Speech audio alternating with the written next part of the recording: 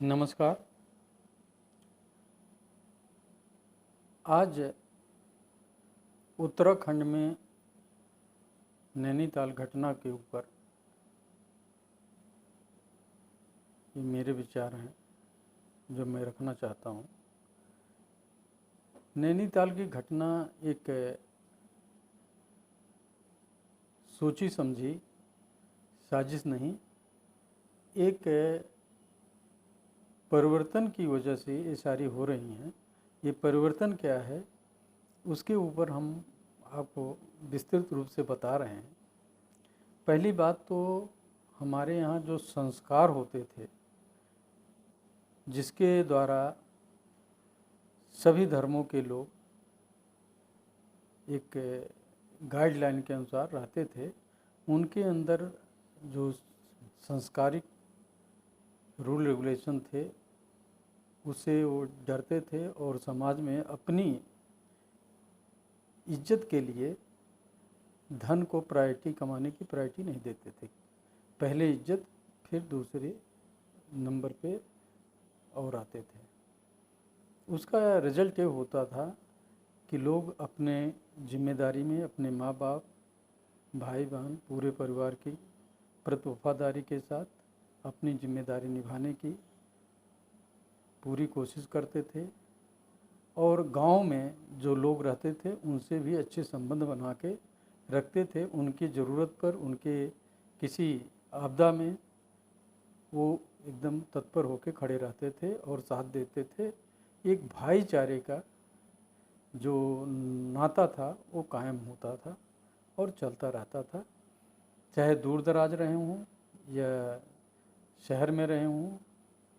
ये हमारा जो 40 साल पहले का लगभग सिस्टम था वो था। लेकिन जैसे जैसे देश में विकास होते चला गया, लोगों की इच्छाएं बढ़ने लगी। लोग जो हैं अपने सम्मान के जगह पे पहला प्रायोरिटी रखते हैं धन की, और उसका रिजल्ट रहा उत्तराखंड में पलायन होना शुरू हुआ। उस पलायन के लिए जिम्मेदार केवल वहाँ का विकास नहीं होना और एक बार पलायन के बाद लोगों में चस्का लग जाना कि यहाँ मेहनत करें और डिफ़िकल्ट एरिया है और रहने के बाद यहाँ वो रिटर्न नहीं है, वो सम्मान नहीं है, वो व्यवस्था नहीं है जो शहरों में है। और फिर वहाँ से लोग दिल्ली जैसे शहरों में आने लगे, लखनऊ जाने लगे और उनकी आबादी धीरे धीरे गाँवों से पलायन होकर शहरों की तरफ आने लगी। गांव खाली होने लगे और जो वहाँ पे टूरिज्म प्लेस थे, क्योंकि वहाँ के लोगों में नौकरी की क्रेज पनप गई और नौकरी महत्वपूर्ण है, बिजनेस उतना नहीं, क्योंकि बिजनेस के संसाधन के लिए धन की ज़रूरत होती है, तो उस पर न जाके नौकरी पे जाते रहे। और जो जैसे नैनीताल है, हल्द्वानी है, इन शहरों में या ऊपर और चले जाएं, देहरादून है, इन हरिद्वार भी है, इन शहरों में ज़्यादातर टेक्निकल बिजनेस और खान पान के बिजनेस सब मुस्लिम वर्ग के हाथ में चला गया। और आज स्थिति ये है कि लोग इनकी दुकानों में वहाँ पे वर्कर बन के रह रहे हैं और ये अपने काम से, अपने संगठन की वजह से अपना एक जो पारिवारिक ढांचा है उसको वो शहर में न ले जाके दूर दराज में अपना व्यापार, अपना व्यवसाय ढूंढते हुए ऊपर चलते जा रहे हैं और वो वहाँ बड़े आराम से अपना बिजनेस करके अपनी रोजी रोटी भी चला रहे हैं और अपने धर्म के लिए काम भी कर रहे हैं। ये उत्तराखंड की स्थिति चल रही है। अब उत्तराखंड में आप देखें, यदि वहाँ के लोग अपने जो धरोहर हैं गाँव की उसको सजो के सड़कों के किनारे सरकार जो है टूरिज्म प्लेस विकसित करे और उनको वहाँ प्रायोरिटी दे, वो लोग अगर वहाँ रहते हैं तो अपने गांव से लेकर और टूरिस्ट प्लेस तक की जिम्मेदारी लेंगे, और अपना व्यवसाय अगर करते हैं तो उनको उद्योग के लिए, उनको अपने जीविका के लिए बाहर जाने की ज़रूरत नहीं होगी। लेकिन अब जो उनके पलायन का चस्का लग गया कि हम मेहनत करेंगे तो बड़े शहर में करेंगे, छोटे में हम रहेंगे नहीं, ये बड़ा निगेटिव है। इसलिए सरकारें जो हैं, जो भी वहाँ की सरकार है या आने वाली सरकार, वो अब इनके पलायन को रोके। अगर पलायन नहीं रुकेगा तो जिसे कहते हैं रिलीजियस डेमोग्राफी, वो बदलती चली जाएगी, और बदलेगी तो विचार बदलेंगे, और वो कितने संस्कार में कैसे रहते हैं उस हिसाब से समाज उनका होगा, और उस समाज में कुछ न कुछ घटनाएं ये सब होती रहेंगी। तो इसलिए सब चीज़ों का एक बैलेंस बनाना बहुत ज़रूरी है, और उसके लिए गढ़वाल में, कुमाऊं में, उत्तराखंड के अन्य क्षेत्रों में जहां पर्यटन विकसित किया जा सकता है उसका करना भी ज़रूरी है।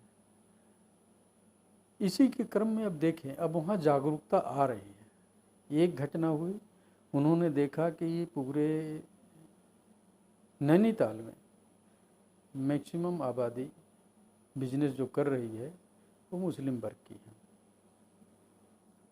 और वो किराए पे लेके चाहे कर रहे हों, चाहे खरीद के अपनी प्रॉपर्टी बना के कर रहे हों, लेकिन सप्लाई चेन से लेके उनको जो वहाँ पे पर्यटक जाते हैं उन तक वो सुविधाएँ पहुँचाने में उनका बड़ा रोल है। तो इसलिए पूरा सिस्टम उनके ऊपर आश्रित होता जा रहा है। उस आश्रित होने के पीछे मैंने बताया प्लान भी है, और लोगों में काम करने की इच्छा जो होती वो भी नहीं है उनके अंदर। तो इसे जागरूक कौन करेगा, इस पे इन्हें जागरूक करने का आंदोलन कौन चलाएगा?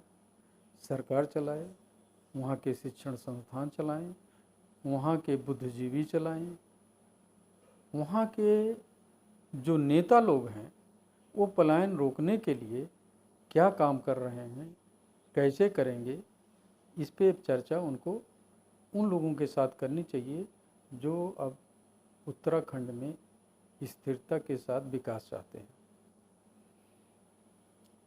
इसको कैसे किया जाएगा? जो अभी इनका एक उत्तराखंड हिंदू संगठन बना,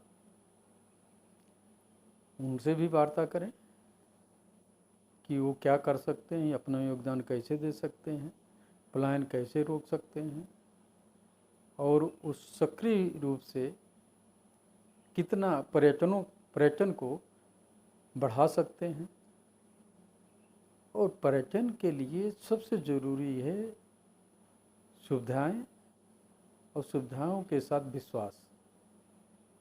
पर्यटक जब तक विश्वास नहीं उनका जीत पाएंगे, उनसे फीडबैक अच्छी नहीं मिलेगी, तो पर्यटक एक बार जाने के बाद दोबारा नहीं जाता। तो इन सब को देख के, इन सब को सोच के एक सिस्टमेटिक विकास की ज़रूरत है, और वो सिस्टमेटिक विकास जो है जब होगा तो इस तरीके की जो रिलीजियस डेमोग्राफी है वो चेंज नहीं होगी, एक बैलेंस होके चलेगी, और एक दूसरे पे आश्रित होके चलेंगे, न कि वन साइडेड सारा हो जाएगा। और जब भी कोई वन साइडेड होता है, एक तरफ झुकाव हो जाता है, एक ही का पलड़ा भारी हो जाता है, तो उस बिजनेस में वो मोनोपोली अपनी कायम करने की कोशिश करता है। वो संस्कार अगर अच्छे नहीं हैं तो इस तरीके की घटनाएं हो जाती हैं। अगर संस्कार अच्छे हैं तो ये घटनाओं होने के लिए उन्हें 10 बार सोचना पड़ता है कि अगर हम करेंगे तो हमारा समाज में इज्जत क्या होगी और हमारे परिवार की क्या स्थिति होगी, ये सब सोचने के लिए मजबूर होते हैं। लेकिन जब आप संस्कारहीन हो जाएंगे, मानवता आपके अंदर से निकल जाएगी, आपकी प्रायोरिटी केवल धन हो जाएगी और स्वार्थ हो जाएगा, तो आपके साथ ऐसी घटनाएं जो वहाँ पे पर्यटक जाएंगे, जो वहाँ के मूल निवासी हैं, उनके साथ होना संभव है।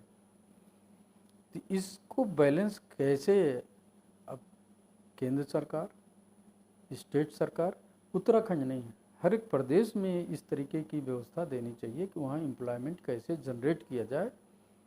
पलायन के बदले वो अपने वहाँ पे एम्प्लॉयमेंट भी लें, पार्ट टाइम एम्प्लॉयमेंट पाएँ, साथ साथ में अपनी जो खेती बाड़ी और अन्य उनके पारंपरिक व्यवसाय थे उनको भी जीवित रखें, और अपनी संस्कृति जो है, जो वहाँ की सभ्यता है, उसको भी जीवित रखने में बड़ा सहयोग मिलेगा जब लोग वहाँ के ओरिजिन रहेंगे तब। और ओरिजिन मूल निवासियों का अगर पलायन हो गया तो संस्कृत सभ्यता सारी कुछ किनारे चली जाएगी और डेमोग्राफी अपने आप बदल जाएगी। तो इसे पूरे देश की जनता को भी देखना चाहिए, सोचना चाहिए कि हमें क्या करना चाहिए, हम किस ओर जाएं। संस्कार के साथ पैसा कमाना है या स्वार्थ के साथ पैसा कमाना है, और जब स्वार्थ की तरफ जाएंगे तो आपको केवल मानवता का हनन ही मिलेगा, और जब संस्कार के साथ धन कमाने की इच्छा रखेंगे तो आपको भाईचारा और देशभक्ति के साथ एक विकसित देश और एक मानवता का बहुत बड़ा खजाना मिलेगा। इसी के साथ मैं ये आज अपना विचार समाप्त कर रहा हूँ। नमस्कार, धन्यवाद।